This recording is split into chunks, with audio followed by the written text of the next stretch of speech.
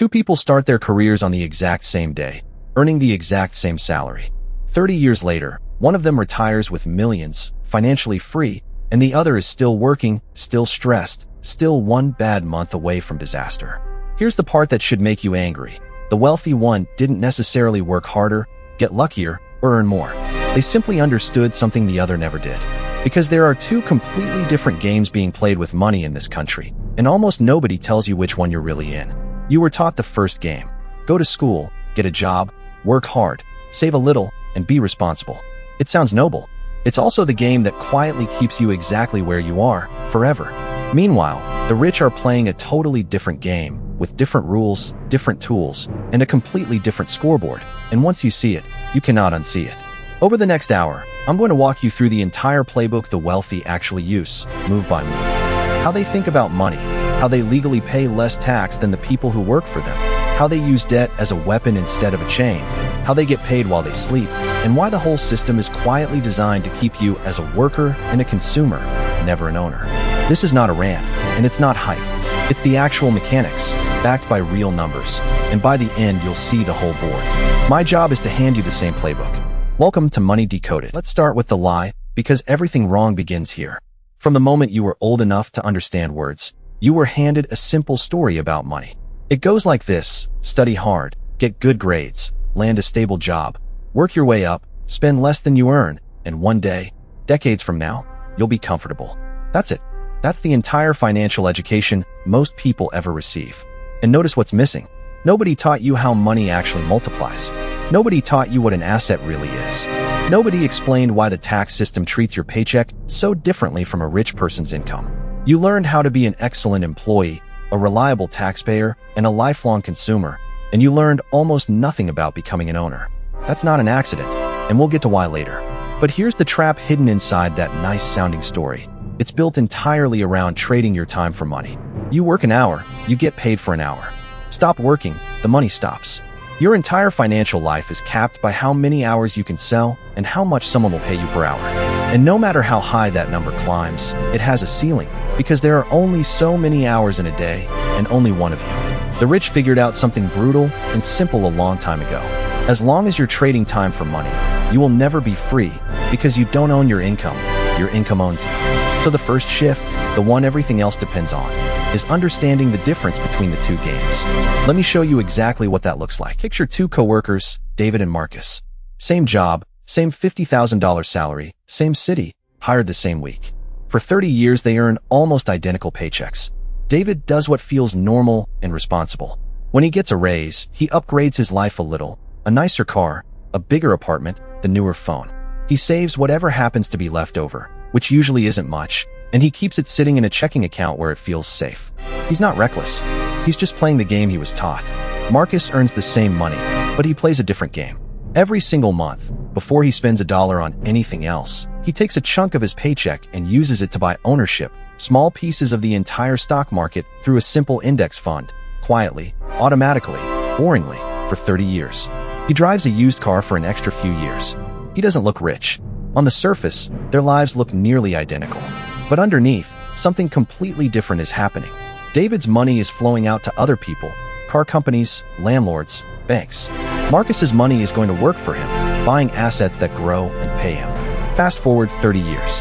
David is approaching retirement with a few $1,000s in savings and a wall of anxiety, still dependent on the next paycheck. Marcus is sitting on well over $1 million that now generates income on its own, whether he shows up to work or not. Same salary, same 30 years, wildly different endings. The difference was never income. It was which game they were playing. So let me define those two games precisely, because this is the core of everything. Here are the two games, stripped down to their bones. The first is the worker game. In the worker game, you earn money by selling your time and effort. You trade hours for dollars. This is the game almost everyone plays their entire life. And here's its fatal flaw. It does not scale, and it never stops requiring you. Your income is a straight line, tied directly to your labor. And the moment you stop laboring, whether by choice, layoff, injury, or age, the income vanishes. You are the engine, and the engine can never rest. The second is the owner game. In the owner game, you earn money by owning things that produce money, assets, whether that's shares of businesses, real estate that pays rent, or a business itself. Once you own an asset, it can generate income around the clock without trading a single hour of your time. Your money does the working. And unlike your time, assets scale infinitely. You can own a little or a lot, and they keep compounding while you sleep, eat, travel, or do absolutely nothing. Now here's what almost nobody realizes. The rich are not rich because they earn massive salaries, though some do. They're rich because they own things. Study after study of how the wealthy actually build fortunes shows the same pattern. The bulk of real wealth comes from owning appreciating assets, not from wages. Wages made them comfortable, maybe. Ownership made them rich. The tragic part is that the worker game is dressed up to look like the responsible, safe, adult choice, while quietly guaranteeing you never escape. And most people play it faithfully for 50 years and wonder why they never got ahead. You don't get ahead by playing the losing game harder. You get ahead by changing games. And every rich person's playbook is really just a set of tools for making that switch. So if the whole game is switching from worker to owner, why doesn't everyone just do it?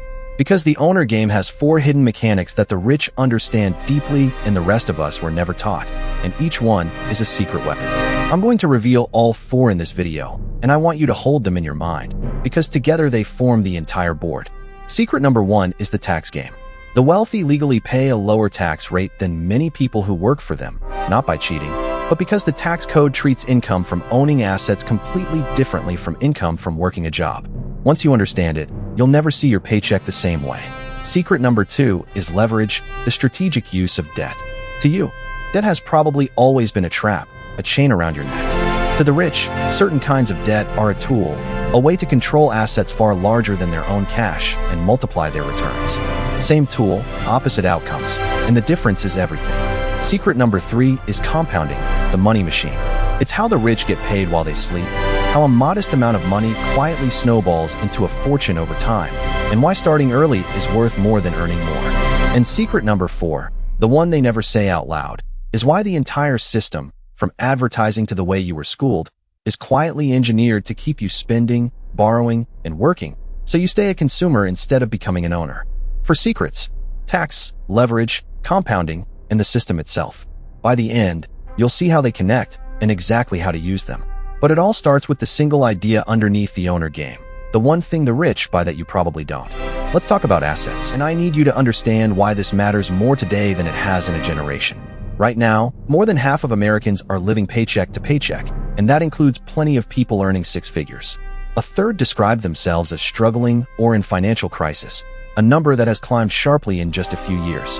The cost of everything, housing, food, healthcare, has raced ahead while wages crawl. An entire generation feels like they're doing everything they were told to do, working hard, getting the degree, showing up, and still falling behind. If that's you, I want you to hear this clearly. You are not imagining it, and it is not simply your fault.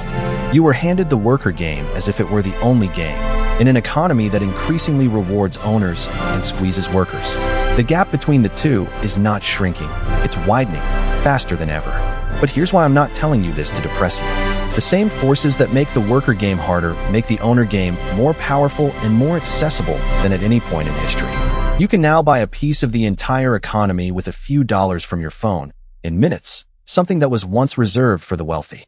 The tools the rich use are no longer locked away. They're available to you right now. The only thing standing between you and them is knowing how the game actually works and being willing to start playing it on purpose. That knowledge is exactly what this video hands you. So let's begin building your playbook, starting with the foundation everything rests on, what the rich actually buy with their money that you probably don't, and why it changes everything. So we've established the whole game is switching from worker to owner. But owner of what exactly? This is where it gets concrete, because if you watch what wealthy people actually do with their money, a clear pattern emerges. When ordinary people get money, they mostly buy things that make their life feel better right now. When wealthy people get money, they buy assets, things that put more money back into their pockets over time. That single habit, repeated for decades, is the real engine of wealth. Not a fancy salary, not a secret stock tip. The relentless habit of converting money you earn into assets you own. Think about what an asset really is at its core. It's something you own that generates value, that pays you, that grows, that works on your behalf whether you're awake or asleep. A share of a profitable business is an asset because that business earns money and a slice of it belongs to you. A rental property is an asset because tenants pay you rent every month. A whole business you build is an asset because it can earn far more than the hours you personally put in. The rich are obsessed with acquiring these income-producing, value-growing things, and they measure their real wealth not by their salary, but by how much their assets pay them. Here's the mindset shift that changes everything. Stop thinking like a consumer asking what can I buy, and start thinking like an owner asking what can I own that will buy things for me. Once that switch flips in your head, you start seeing money completely differently.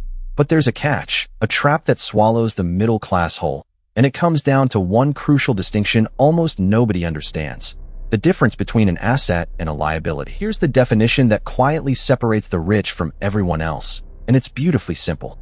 An asset puts money into your pocket. A liability takes money out of your pocket. That's it. Forget the complicated textbook versions. If it feeds you, it's an asset. If it eats you, it's a liability. Now here's why this matters so much. Most people spend their entire lives accumulating liabilities while genuinely believing they're building wealth. They fill their homes and garages with things that only cost them money, month after month, and they call it success. The wealthy do the opposite. They stay lean on liabilities and pour their money into assets, and they let those assets buy the nice things later, out of the income the assets produce. Picture two columns on a page. One column is everything you own that pays you, that puts money in, your assets. The other is everything that costs you, that takes money out, your liabilities. Real wealth is simply growing that first column until the income from your assets covers your entire life, at which point work becomes optional. That moment, when your assets pay for your existence, is what financial freedom actually is. It's not a huge paycheck. It's a big enough asset column. The problem is that the entire consumer economy is engineered to keep loading up your liability column while you never even start the asset column. And the single most dangerous part of that trap is that some of the biggest liabilities in your life have been carefully disguised to look like assets. Let me show you the most expensive disguise of all. The most expensive lie in personal finance is that the stuff you buy is making you wealthy. Take the car. For most people, a car is one of the largest purchases of their life, and it is almost pure liability. The moment you drive it off the lot, it loses value, and then it keeps taking money from you every single month: payments, insurance, fuel, repairs, while steadily becoming worth less. A finance car is a liability wearing the costume of success. Take the oversized house. You've been told your home is your biggest asset, but a house you live in mostly takes money out of your pocket: the mortgage interest, the taxes, the insurance, the endless maintenance. It can be part of a wealth plan, but the giant house stuffed with everything you can barely afford is often a liability quietly draining you for 30 years, not the asset you were promised. And then there's the endless river of stuff: the gadgets, the upgrades, the designer everything, bought on credit, financed in installments, each one a small liability nibbling at your future. Here's the trap in one sentence. The middle class gets a raise and uses it to buy bigger liabilities, then wonders why more income never turns into more wealth. The rich get money and use it to buy assets, and let the assets pay for the lifestyle. Same dollars, opposite direction, and over a lifetime the gap becomes staggering. This is why people earning very good income still end up with nothing. They filled the wrong column. So if the goal is to fill the asset column instead, the obvious question becomes, which assets? What do the wealthy actually buy? And the answer is more accessible to you than you think. Underneath every real asset is one magic quality. It produces cash flow, money that shows up whether or not you work that day. This is the heartbeat of wealth. A worker has exactly one stream of income, their job, and it stops the instant they stop. The wealthy deliberately build multiple streams that flow on their own. Studies of self-made millionaires find they typically cultivate several separate income streams. And the reason is simple: each asset they own is another faucet pouring money in without their time attached. Think about the forms this takes. Own shares of businesses, and many pay you dividends, a slice of their profits deposited into your account just for owning them. Plus, the shares themselves tend to grow in value over the years. Own a rental property, and tenants hand you income every month while the property itself appreciates. Own a business, or even a small piece of one, and it can earn while you sleep, scaling far beyond your personal hours. That's the dream the rich are quietly living. Money arriving from many directions, none of it requiring them to trade another hour. And here's the compounding beauty of it. They take the cash flow their assets produce and use it to buy even more assets, which produce even more cash flow, which buys even more. The snowball builds itself. Your paycheck, by contrast, can never do that. It's a straight line that ends when you do. So the entire strategy of the wealthy comes down to this: Convert your one fragile stream of labor income into a growing collection of assets that pay you automatically until those streams outgrow your job entirely. And the beautiful part is you can start that collection with a tiny amount of money today, using the single most powerful and accessible asset ever created for ordinary people. Let me tell you what it is. For most of history, owning real, income-producing assets was reserved for the wealthy. Buying pieces of great businesses, owning property, these were locked behind money and access most people never had. That is no longer true, and this is the great equalizer of our time. Today, with a few dollars and a phone, you can buy a share of the entire economy through something called a low-cost index fund. Here's the magic of it. Instead of trying to pick the one winning company, an index fund lets you own a tiny slice of hundreds of the largest, most profitable businesses all at once in a single purchase. When you buy a broad market index fund, you effectively become a part owner of the whole American economy. Every time those companies grow, innovate, and profit, a sliver of that flows to you. You're no longer just working inside the economy for wages, you own a piece of it. And historically, over the long run, that broad market has grown at an average of around 8 to 10% a year, quietly turning modest, consistent investments into serious wealth over decades. This is the asset that finally put the owner game within reach of ordinary people. You don't need to be an expert, you don't need to pick stocks, you don't need to be rich to start. You can begin with almost nothing and add to it automatically every month. This one tool lets a regular worker start becoming an owner immediately. But owning assets is only the first secret. Because the rich don't just own more, they've mastered how to keep more of what their assets earn, using a part of the system almost no one understands, the tax code. And what you're about to learn about it might genuinely make you angry. That's next. Now for the secret that tends to make people genuinely angry once they understand it. It is entirely possible and completely legal for a billionaire to pay a lower tax rate than the nurse, teacher, or mechanic who works for a living. Not through shady offshore tricks, not through fraud, but by using the tax code exactly as it was written. And here's the uncomfortable truth. This isn't a loophole they're sneaking through. It's the system working as designed. The tax code is not really one flat set of rules applied equally to everyone. It's a giant book of incentives, a list of behaviors the government wants to encourage, each rewarded with lower taxes. And almost every one of those rewards is aimed at owners and investors, the people playing the owner game, not at workers earning a paycheck. So when the wealthy pay less, they're simply doing the things the code rewards. Meanwhile, the average worker earns income in the single most heavily taxed way that exists, and was never told there was any other way. Understanding this changes how you see your entire financial life, because once you know the rules reward ownership, you start structuring your money to be rewarded too. This is one of the biggest reasons the rich get richer. They keep a far larger share of what they make, and they reinvest that difference into even more assets.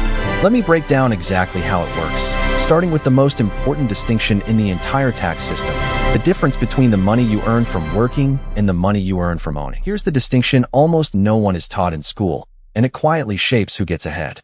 There are two fundamentally different kinds of income, and the tax system treats them nothing alike. The first is earned income, the money you make from working a job, your wages, your salary, your hourly pay. This is taxed at the highest rates, and it's taxed immediately, often before the money even reaches your hands. Payroll taxes, income taxes, all taken right off the top.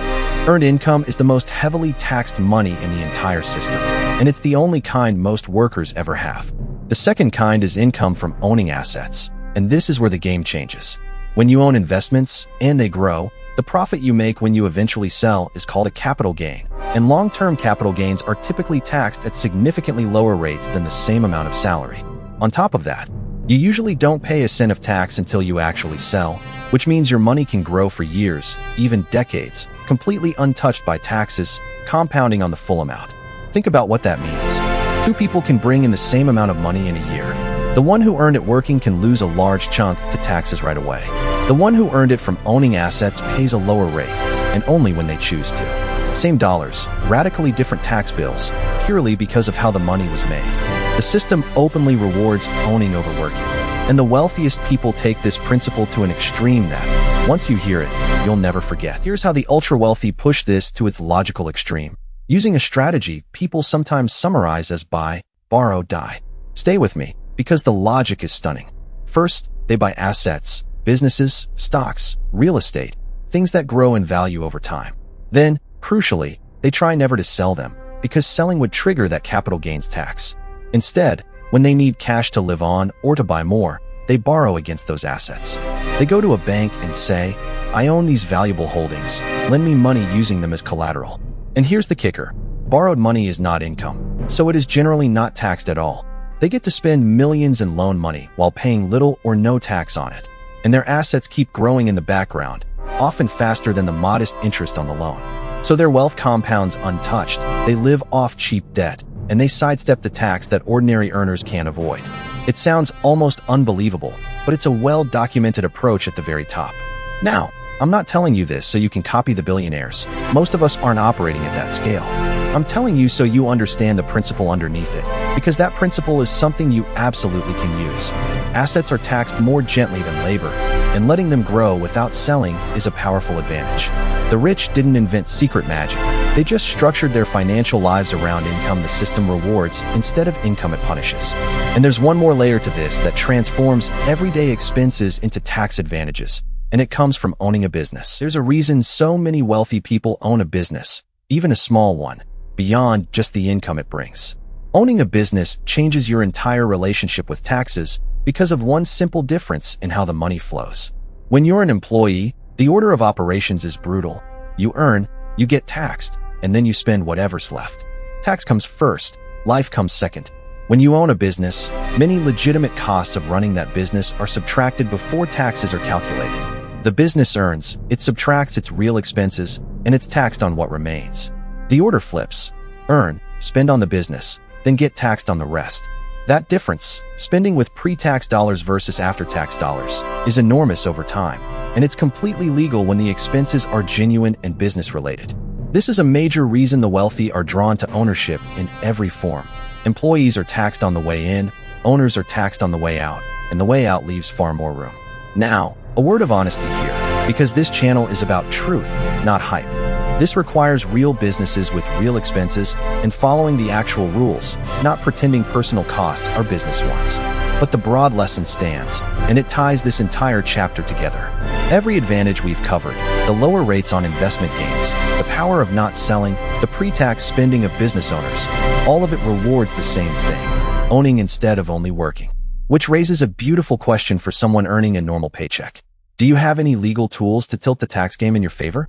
And the answer is yes. You have your own version of these advantages, waiting to be used. Here's the empowering part. Because you are not locked out of the tax game, you were just never handed the key. The system that rewards owners has built specific, legal tools for ordinary workers to get many of the same advantages, and shockingly few people use them fully. These are called tax-advantaged accounts, and they're your version of the wealthy playbook. Inside certain retirement accounts, your investments can grow without being taxed year after year, letting compounding work on the full, untouched amount for decades, the exact advantage the rich get by not selling. With some accounts, you invest money before tax is taken out, lowering your taxable income today, similar in spirit to how a business spends before it's taxed. With others, you invest money that's already been taxed, and then all the growth and withdrawals later can come out completely tax-free, which over 30 or 40 years can be worth an enormous amount. And here's the one people leave on the table most often. Many employers will match the money you put into a workplace retirement account, up to a limit. That match is free money, an instant return on your investment before it even grows, and walking past it is like refusing part of your paycheck.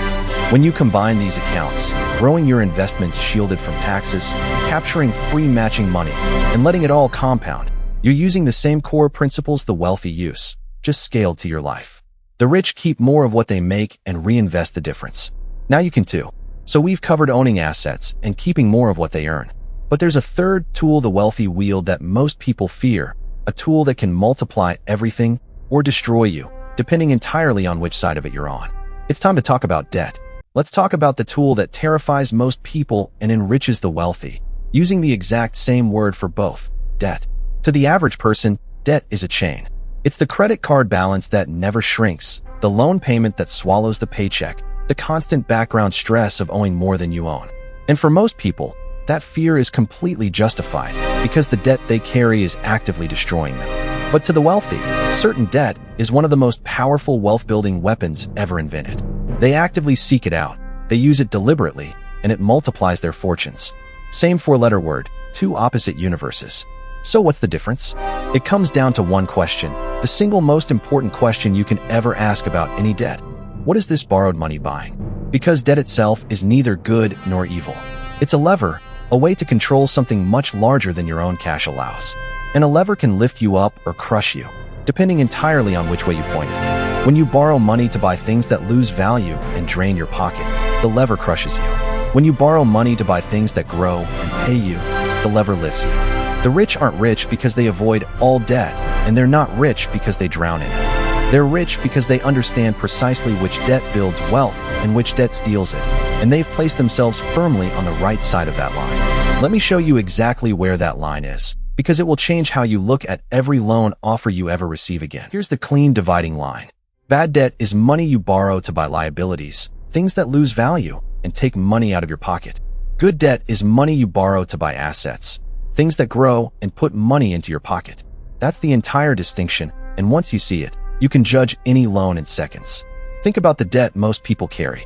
Credit card balances for clothes, dinners, and gadgets, financing on a rapidly depreciating car, buy now pay later plans on things consumed and forgotten. Every one of these is borrowing to buy liabilities, and worse, you're paying interest for the privilege. So the item drains you while the debt drains you on top of it. That's bad debt, and it's a wealth-destroying machine running in reverse. Now flip it.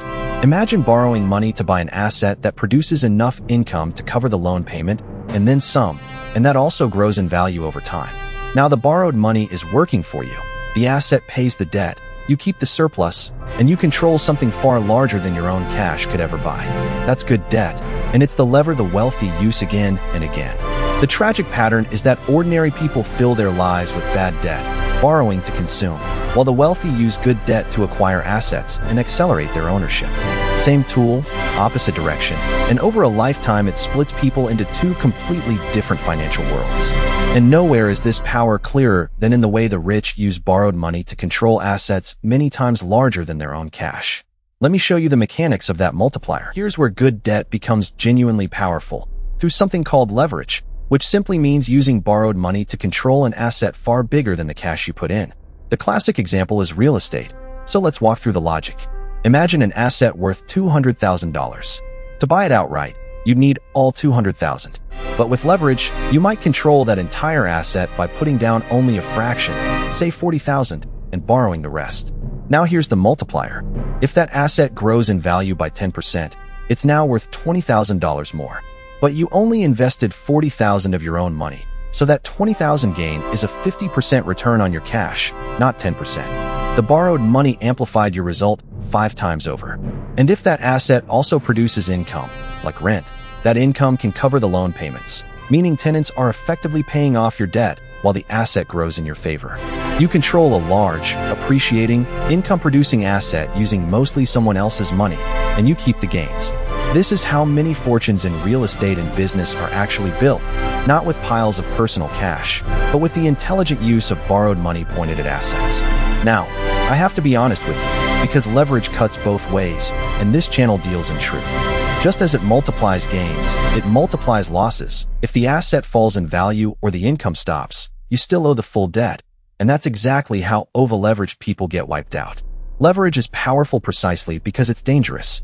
The wealthy respect it, use it carefully, and never let it point at liabilities.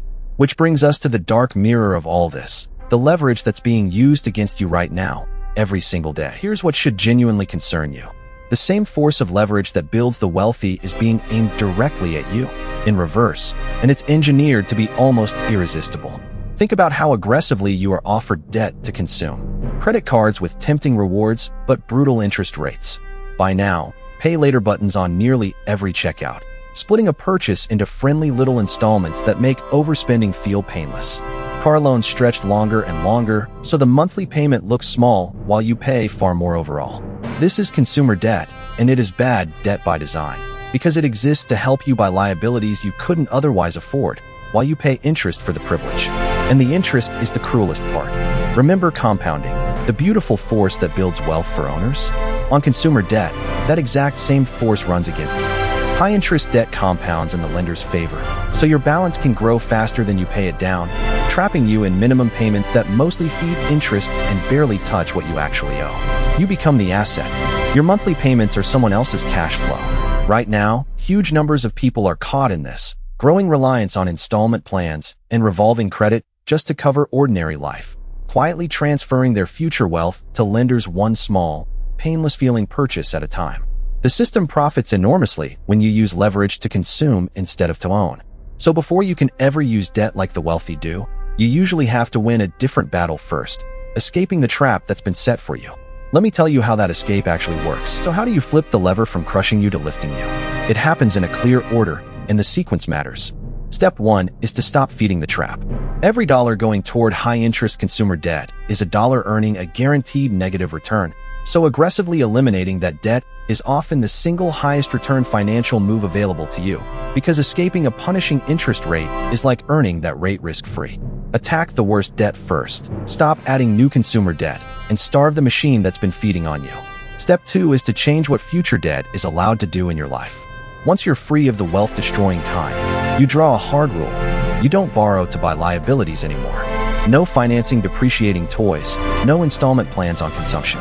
Debt, if you use it at all, must point at assets, things that grow and pay you. Step 3, and this is the mindset that separates the two financial worlds, is to redirect the money that was feeding bad debt into buying assets instead. The same monthly amount that once vanished into interest payments can now flow into ownership, into investments that compound in your favor for decades. You take the exact energy that was building someone else's wealth and turn it toward building your own. That is the flip. Most people never make it. They stay leveraged for consumption their whole lives. The ones who break free and point the lever at ownership start a completely different trajectory. And once your money is finally flowing toward assets instead of debt, it can begin doing the most magical thing money can do, the thing that quietly builds nearly every great fortune. It's time to meet the money machine. Now we arrive at the force behind nearly every great fortune, the quiet engine that turns modest money into vast wealth without any extra work. It's called compounding, and it is the closest thing to magic that exists in finance. It's so powerful that it's often described as the eighth wonder of the world. Here's the core idea, and it's deceptively simple. When you own an asset that grows, it earns a return. Normally, you might imagine taking that return and spending it. But what if you leave it in and let it grow too? Now, next year, you don't just earn a return on your original money. You earn a return on your original money plus last year's return. Your gains start generating their own gains. And the year after that, those gains generate gains, and on and on. Your money stops growing in a straight line and starts accelerating, curving upward, faster and faster the longer it runs. This is the money machine, and once it's built, it runs on its own, day and night, whether you work or rest, whether you're paying attention or completely forget it exists. This is the deepest reason the rich get richer. Once you own enough assets and let them compound, your wealth grows more from the machine than from your labor. The money itself becomes your hardest working employee, one that never sleeps, never quits, and never asks for a raise. The worker trades hours for dollars until the day they stop. The owner builds a machine that produces dollars forever. But to truly appreciate how staggering this is, you have to see what compounding does over long stretches of time, because the numbers become almost unbelievable. Let me make the machine concrete, because the pattern is what matters. Imagine money growing at a solid long-term rate, the kind a broad market index fund has historically averaged. In the early years, the growth feels slow, almost boring. You invest steadily, and it inches up. This is exactly where most people quit. They don't see fireworks fast enough, so they give up and go back to the worker game. But here's what they miss. Because the growth compounds, the amount of money increases, and a fixed percentage of a bigger number is a bigger gain. So each year, the growth gets larger than the year before, not because you did anything different, but because the base keeps expanding. Eventually, the machine crosses a tipping point where the annual growth from compounding alone becomes larger than what you're even adding yourself. Your money is now earning more than you're contributing. Push it further, over decades, and the curve goes nearly vertical. The majority of your final wealth comes not from the dollars you put in, but from the growth those dollars generated and the growth on that growth. That's why someone can invest a fairly modest total amount over a lifetime and end up with a fortune many times larger, because compounding did the overwhelming majority of the work. The boring, patient, consistent approach wins precisely because it gives the machine time to reach the explosive part of the curve. And that single word, time, is the most important ingredient of all, more important than how much money you start with. Let me show you why time beats almost everything else. Here is the most counterintuitive truth about building wealth. When you start matters more than how much you start with. Time is the fuel the compounding machine runs on, and it is the one resource you can never make more of. Let me show you the power of it. Picture two people.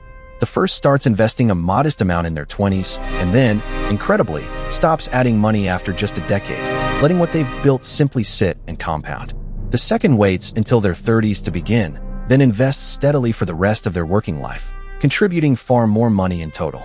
Astonishingly, the early starter who invested less can end up with more, purely because their money had extra decades to compound. The early years are worth the most, because they get multiplied the longest. Every year of compounding at the beginning is a year that gets amplified by all the years that follow. Now flip that to the cost of waiting, because it's brutal.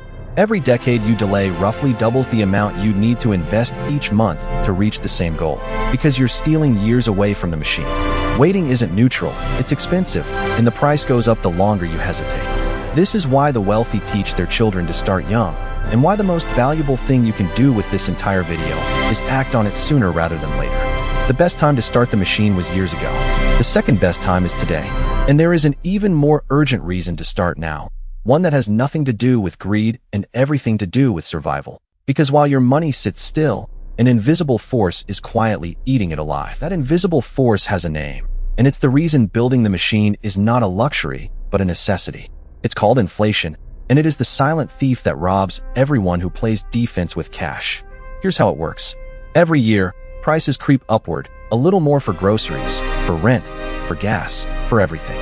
Which means the exact same dollar buys a little less than it did the year before. Your money isn't shrinking in the number sense. $100 is still $100, but its power to actually buy things is quietly bleeding away. Now here's the trap that catches millions of careful, responsible people. They do what they were told, they work hard, and they save money, and they park it safely in a bank account, feeling secure. But a typical savings account pays almost nothing, far less than prices are rising. So in real terms, that carefully saved money is losing value every single year, guaranteed. The saver who thinks they're being safe is actually being slowly robbed, watching their life savings quietly lose purchasing power while it just sits there. This is the cruel twist the system never explains. Doing nothing with your money is not neutral. It's a slow, certain loss. And this is precisely why owning assets isn't optional. It's the only real defense.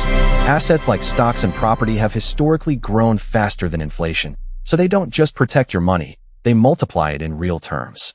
The owner's wealth outruns rising prices. The saver's wealth is devoured by them. Inflation is the reason you cannot afford to sit on the sidelines, because sitting still is itself a decision to get poorer. And when you finally do build the machine and put your money to work, it doesn't just outrun the thief. It does something that feels almost unfair. It pays you while you sleep. Let's talk about the moment the machine truly comes alive, when your assets start paying you cash without selling anything and without lifting a finger. Many assets don't just grow in value, they also produce income along the way. Own shares of profitable companies, and a lot of them pay dividends. Regular cash payments handed to you simply for being an owner, deposited whether you're working, sleeping, or on the other side of the world. Own income-producing property, and rent arrives every month. This is the essence of passive income, money that flows from what you own rather than what you do. And here's the compounding twist that supercharges everything. Instead of spending that income, you can automatically use it to buy even more of the asset, which then produces even more income, which buys even more. The machine feeds itself and accelerates.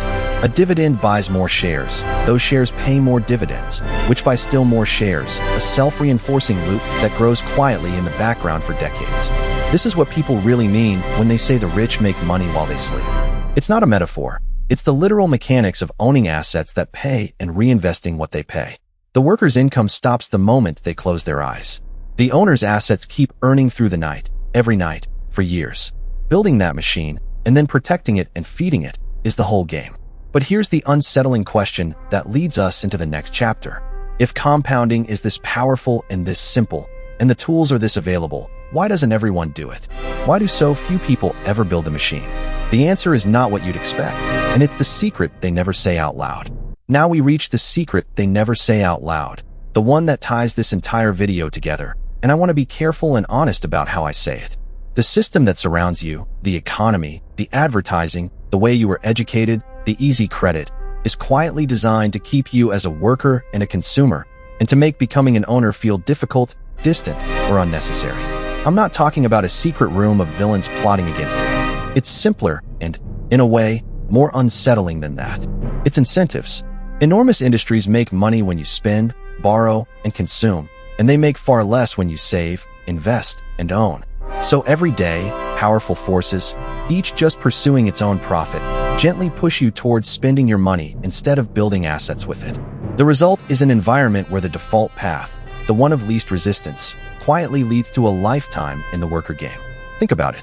If everyone suddenly started living below their means, avoiding consumer debt, and funneling their money into ownership, entire industries built on your spending would shrink dramatically. The economy as it's currently structured needs you to keep consuming. And so the whole environment is arranged to make consuming feel normal, constant, and urgent, while investing feels complicated and optional. Understanding this is not about anger or blame, it's about waking up. Because the moment you see the current you've been swimming in your whole life, you gain the power to swim out of it. Let me show you the specific ways this current pushes on you, starting with the very first one, the education you never received. Start with the strangest fact of all. You spent well over a decade in school, learning countless subjects, and almost none of it taught you how money actually works.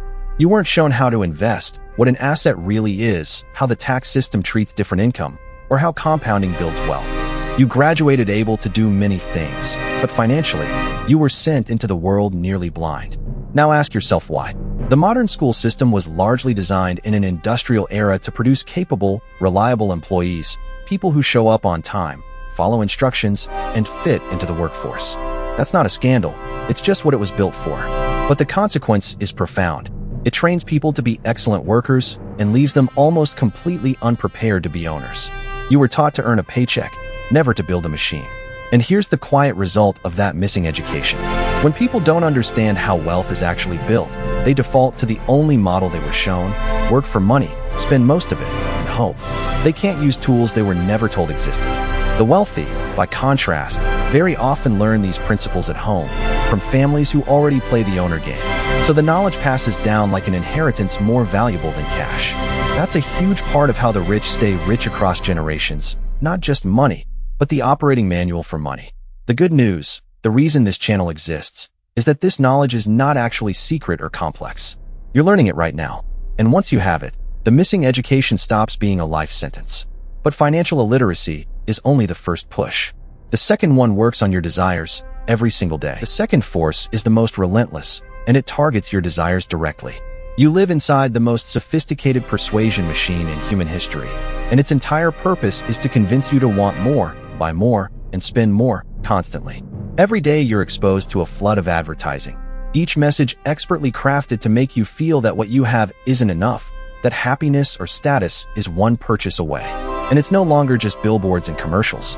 It's your phone, your feed, a stream of people showcasing lifestyles, products, and upgrades, quietly turning your own friends and the influencers you follow into walking advertisements. This triggers something deep and ancient in us: comparison. We measure ourselves against those around us, and when everyone appears to be buying and upgrading, the pressure to do the same becomes almost unbearable. Add to that the little hit of pleasure the brain releases with each new purchase, a genuine chemical reward, and you have a perfect trap. Buying feels good for a moment, so we do it again and again, chasing a feeling that always fades. The result is a culture where spending is the default emotional response to almost everything: boredom, stress, celebration, sadness. And every one of those impulses, multiplied across a lifetime, is money that could have become assets, redirected instead into liabilities and quickly forgotten purchases. The wealthy learn to see this machine for what it is and step outside it, buying deliberately, on their own terms, immune to the manufactured urgency. Learning to do the same is one of the most financially powerful skills you can ever develop. But there's a subtler version of this trap, one that catches even people who think they're being responsible, and it strikes precisely when things are going well. Here's the trap that catches even the disciplined, the ones who avoid credit card debt and think they're doing everything right. It's called lifestyle inflation, and it's the silent reason so many people who earn more never actually get ahead. It works like this: you get a raise or a better job, and your income goes up. It feels like progress, and it should be. But almost automatically, your spending rises to match. The bigger paycheck becomes a bigger apartment, a nicer car, more subscriptions, finer everything. Within months, the extra income has been completely absorbed by a more expensive life, and you're right back to living paycheck to paycheck, just at a higher altitude. You're earning more and saving nothing, running faster on a treadmill that only sped up. This is why you'll find people earning very large incomes who are still one setback away from crisis. Their expenses grew in lockstep with every raise, so their wealth never had a chance to accumulate. The machine doesn't stop needing you just because you got promoted. It simply presents you with grander things to buy. Here is the exact habit that separates the wealthy. When their income rises, they hold their lifestyle steady and funnel the difference into assets. A raise, to them, is not a signal to spend more. It's fuel for the money machine, a chance to buy more ownership. That single discipline, keeping your lifestyle from swallowing your income, is what allows your asset column to finally grow. Break the raise trap, and you turn every future increase in income into a permanent step toward freedom, instead of a temporary upgrade you'll barely remember. And underneath all of these forces sits one final piece of the system, the mechanism that makes overspending frictionless. The final push is the one that removes the last barrier between you and spending. Frictionless, ever-present credit. Think about how effortless spending money has become. You don't even feel it anymore. A tap of a card, a saved number, a single click, and it's done. No cash leaving your hand, no moment of hesitation. And when you don't quite have the money, the system cheerfully offers to lend it to you instantly. Buy now and pay later. Split it into easy pieces. Financing available at every checkout. The friction that once made us pause before spending, physically counting out cash, has been engineered away almost completely. This matters more than it seems, because that tiny moment of friction used to protect us. When spending required effort and cash, we naturally spent less.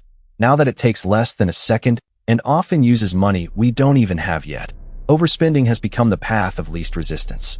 And remember what we learned about debt. This easy credit is almost always aimed at consumption, at buying liabilities, with interest quietly running against you. The system has made borrowing to consume as smooth as breathing, while building assets still requires a deliberate, conscious choice. Put it all together, the missing education, the manufactured wants, the lifestyle inflation, the frictionless debt, and you can see the full picture. You've been swimming against a powerful current your entire life, one designed to carry you towards spending and away from owning. It was never a fair fight, and it was never really your fault. But here's the empowering truth. Currents can be escaped the moment you can see them, and plenty of ordinary people have escaped this one. Let me show you the proof, because it changes everything you think is possible for you.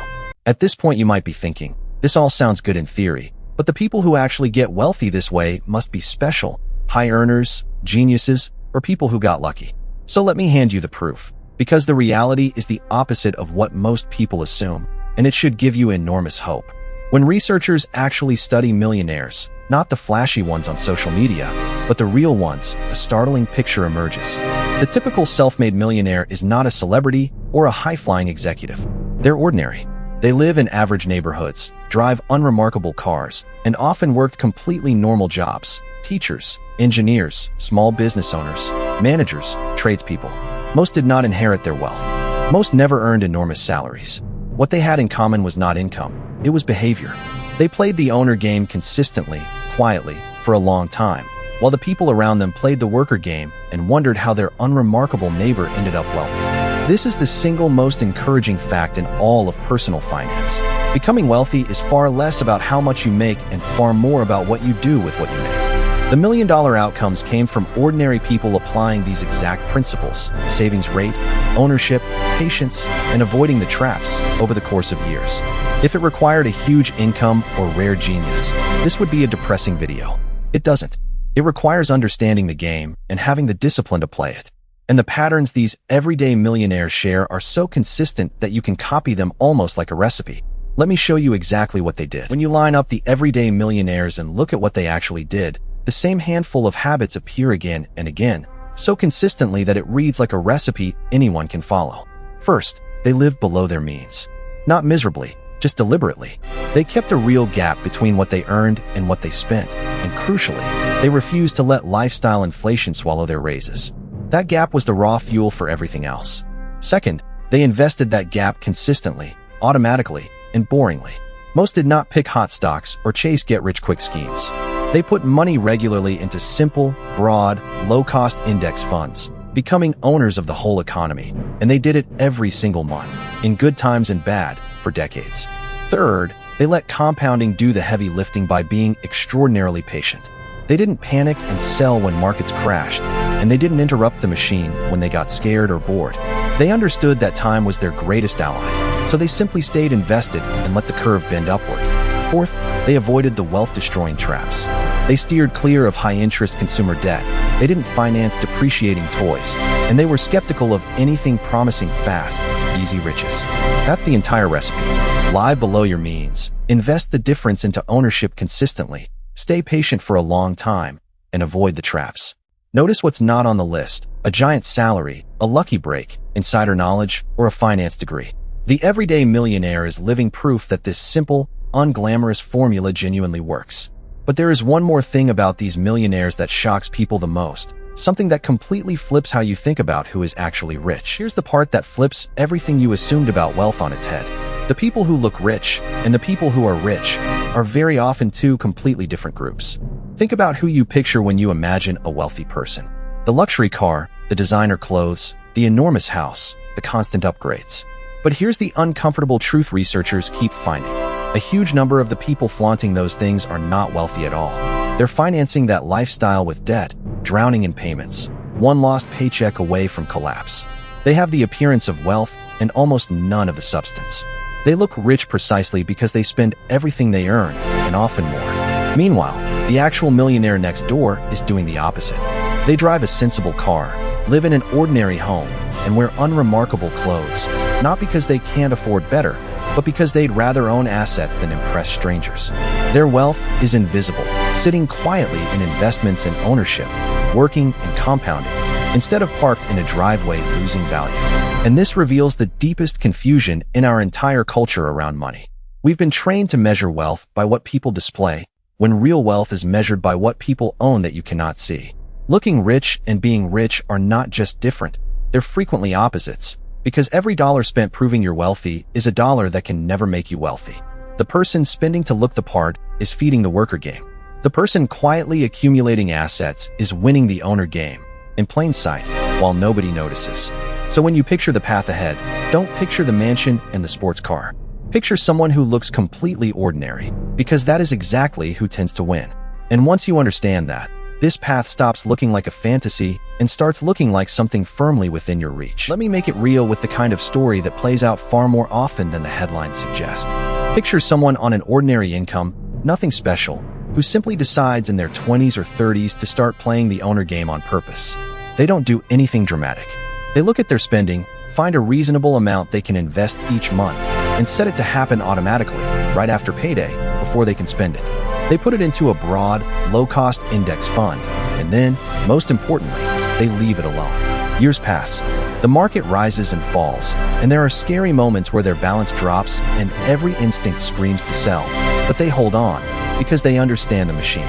They keep contributing, and every time they get a raise, they bump up the amount a little instead of inflating their lifestyle. For a long time, it feels unremarkable. And then, somewhere along the way, compounding crosses that tipping point, and the growth starts to dwarf their contributions. By the time they reach their 50s or 60s, that ordinary person, who never earned a spectacular salary, is sitting on a fortune that now generates income on its own. They quietly became the millionaire next door. No lottery, no genius move, no perfect timing, just the boring, powerful formula applied with patience across decades. This is not a fantasy. It's the statistically common path to wealth in this country, hiding in plain sight. And the most important thing about this story is this: there is nothing in it that you cannot do, which means the only thing standing between you and that same path is the decision to begin and knowing exactly what to do first. So let's turn all of this knowledge into your actual plan. Before we build your plan, I need to speak directly to the voice in your head that might be whispering. That's fine for other people, but not for me. My income's too low. I started too late. I'm not good with money. I want you to hear this clearly, because it matters. Every one of those objections has already been disproven by ordinary people in your exact situation. The person earning a modest wage who became wealthy through savings rate and time, not salary. The person who started late in their 40s and still built substantial wealth by investing more aggressively and staying consistent. The person who was terrible with money until they simply automated it, removing willpower from the equation entirely. The owner game does not check your background, your job title, or your past mistakes. It only responds to what you do from this point forward. That's the beauty and the challenge of it. Nobody is coming to hand you wealth, but nobody is stopping you from building it either. The tools are available to you, the same index funds, the same tax-advantaged accounts, the same compounding machine the wealthy use, all reachable from the phone in your hand. The knowledge is no longer locked away, you now hold the playbook. What remains is entirely within your control, the decision to start and the discipline to keep going. And starting is far simpler than the fog of all this information might make it feel. In fact, I can compress everything we've covered into a clear, concrete sequence of moves, a plan you can begin acting on today. That's exactly what I'm going to give you now. So let's build your escape from the worker game, step by step. So let's turn everything you've learned into a concrete plan, a clear sequence of moves that takes you from the worker game to the owner game, starting from wherever you are right now. I've compressed the entire playbook of the wealthy into 5 steps, in order, and the order matters. You don't need to do them all perfectly today, you just need to understand the sequence and take the first step. Because here's the truth about everything we've covered, knowledge alone changes nothing. You now understand the 2 games, assets versus liabilities, the tax advantages of ownership, good debt versus bad debt, the compounding machine, and the currents of the system designed to keep you spending. That understanding puts you ahead of most people already. But understanding is not the same as doing, and this final chapter is about doing. The people who transform their financial lives are not the ones who learn the most. They're the ones who act on what they learn consistently over time. So I want you to treat what follows not as interesting information, but as a set of instructions. 5 steps to build your escape. Let's walk through each one, and by the end, you'll know exactly what to do the moment this video ends. Step 1 is the foundation everything else is built on, and without it, nothing else is even possible. It's creating the gap. Step 1, create the gap, because the gap between what you earn and what you spend is the raw material of all wealth. If you spend everything you make, you can never buy a single asset, no matter how much you understand. So this is where it begins. Look honestly at your money and find an amount, any amount, that you can consistently redirect from spending toward ownership. And here's the key principle that makes it actually work. Pay yourself first. Most people try to save whatever is left at the end of the month, and the brutal reality is that nothing is ever left. Spending expands to fill whatever's available. So flip it. The moment your income arrives, before you pay for anything else, a set amount goes straight toward your investments, automatically. You never see it, you never get the chance to spend it, and you learn to live on the rest. Automation is the secret weapon here, because it removes willpower from the equation entirely. When your investing happens by itself, every single payday, you don't have to be disciplined in the moment. The system is disciplined for you. Start with whatever you can, even a small amount, because the habit and the automation matter more at first than the size. Then, over time, widen the gap by resisting lifestyle inflation and directing raises toward it. This gap is your escape fuel. Everything else in the plan depends on it existing. But before you pour that fuel into building wealth, you often have to stop a leak that's draining it faster than you can fill it, and that's step 2. Step 2, eliminate high-interest bad debt, because it is the single biggest leak in your financial life, and no investment can reliably outrun it. Remember what we learned. On consumer debt, compounding runs against you, often at brutal rates. Paying off a debt charging you a high interest rate is like earning that same rate on an investment, instantly and guaranteed, with no risk. There is almost no better financial return available to you than wiping out expensive debt. So after you've started the habit of the gap, aim that fuel like a weapon at your worst debt first. The highest interest balances, the credit cards, the payday loans, the punishing stuff. Attack it aggressively while refusing to take on any new consumer debt, so you're not bailing water into a boat with a hole still in it. As each debt disappears, you free up the money that was feeding it, and now that money can be redirected toward building wealth instead of destroying it. This step is what transforms you from someone the system is feeding on into someone who's ready to play offense. Not all debt needs to vanish before you invest. A reasonable low-interest debt can coexist with investing. And if your job offers free matching money on retirement contributions, you generally want to grab that even while paying down debt, because it's an instant return you shouldn't skip. But the wealth-destroying, high-interest debt has to go. Clear the leak, and now you're ready to do the most important thing of all, become an owner. Step 3, put your gap to work buying ownership, because this is the step that actually builds the wealth. Everything before it was preparation. Here's the beautiful part. After all the sophistication we've discussed, the action itself is remarkably simple. Take the money you've freed up and consistently invested into a broad, low-cost index fund, becoming a part owner of the entire economy in a single move. No stock picking, no genius required. Then supercharge it by doing this inside tax-advantaged accounts wherever possible. The retirement accounts that let your money grow shielded from taxes, giving you the same kind of edge the wealthy enjoy. And never leave free money on the table. If your employer matches contributions to a workplace retirement plan, capture the full match. It's an instant, guaranteed boost to your wealth. So the practical move is this. Open the account if you don't have one. Choose a broad low-cost index fund and set up an automatic monthly investment into it, funded by the gap you created in step 1. That's it. That single automated action, repeated, is the engine that has quietly made ordinary people wealthy for generations. You are now officially playing the owner game. Your money is buying assets, and those assets have begun working for you around the clock. But building the machine is not the hardest part. The hardest part, the part where almost everyone fails, is what you do after, and that's step 4. Step 4, protect the machine and never interrupt the compounding.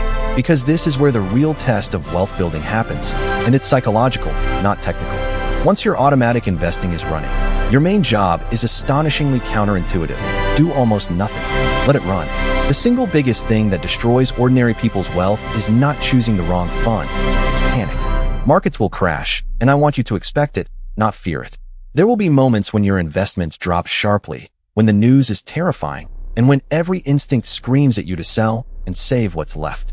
The people who give in to that fear lock in their losses and shatter the machine right before it recovers.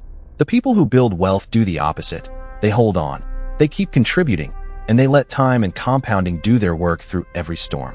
History rewards the patient and punishes the panicked. So commit now, in advance, to 3 rules. Do not panic sell when the market falls. Do not stop your contributions when you get scared. And do not chase whatever's suddenly hot. Just keep feeding the machine and leave it alone. And here's the move that accelerates everything.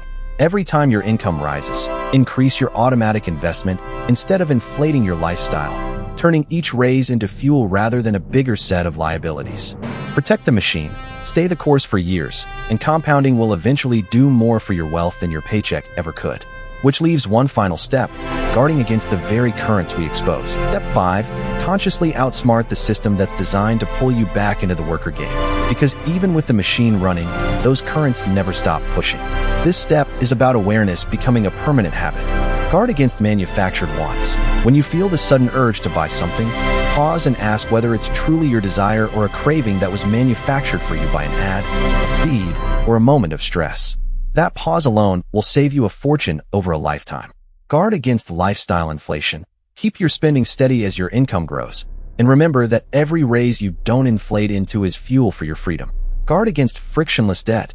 Treat easy consumer credit and buy now pay later offers as the traps they are, and refuse to borrow for things that lose value. And keep learning, because financial knowledge is the one thing the system never handed you. And the more you understand, the harder you are to manipulate. None of this requires deprivation or misery. It simply means spending deliberately on what genuinely matters to you, instead of drifting along on the current of what you're constantly told to want. When you combine all 5 steps, create the gap, kill the bad debt, buy ownership, protect the machine, and outsmart the system, you have the complete playbook of the wealthy, translated for an ordinary life. This is how the game is actually won. So let me leave you with the truth that ties everything together. Here is the truth that this entire video was built to give you. Becoming wealthy was never reserved for the lucky, the brilliant, or the born rich. It comes down to which game you choose to play and how consistently you play it. The worker game trades your finite hours for money until the day you stop. The owner game builds a machine of assets that pays you forever, and the door between those 2 worlds is not locked. You now hold the key. You understand how the rich actually think, how they use the tax code, how they wield debt, how they harness compounding, and how they step outside the system that keeps everyone else spending. That knowledge alone puts you ahead of the vast majority of people who will play the losing game their whole lives without ever realizing there was another option. But knowledge only becomes freedom when you act on it. So here is my challenge to you. Tonight, before the momentum of this moment fades, take one single step. Set up one automatic transfer into an index fund, even a small one. Open the account you've been putting off. Attack one bad debt. Cancel one liability you don't need. Just one action, Because the person who starts small today will always beat the person who waits for the perfect moment that never comes. Time is the one ingredient you can never get back, and every day you wait, the machine loses a day it can never recover. The average earner who quietly starts now will end up wealthier than the high earner who understands everything and does nothing. So don't just watch this and nod. Begin. Your future self, the free one, is built by the choices you make starting right now. If this opened your eyes, the engine behind all of it is compound interest, and I broke down exactly how it turns small amounts into fortunes in another video. Go watch it next. Subscribe to Money Decoded USA, real money help for everyday people. No hype, ever. I'll see you in the next one.